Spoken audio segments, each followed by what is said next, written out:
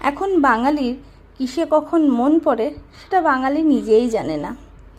আগে সবাই জানতো মাছে ভাতে বাঙালি, এখন সেই বাঙালি বিরিয়ানির প্রেমে পাগল। সঙ্গে বড় বড় ডিম আর বড় বড় আলু থাকলে আর কি চাই। অনেকে পছন্দ করে মটন বিরিয়ানি, অনেকে পছন্দ করে চিকেন বিরিয়ানি। সে বিরিয়ানি যাই হোক, যেহেতু আমি মটন খাই না তাই জন্য আমার চিকেন বিরিয়ানিটাই ভালো লাগে। আর আমরা যেহেতু মুম্বাইয়ে থাকি তাই আমাদের এখানে বিরিয়ানি সেরকম কলকাতা স্টাইলে পাওয়া যায় না।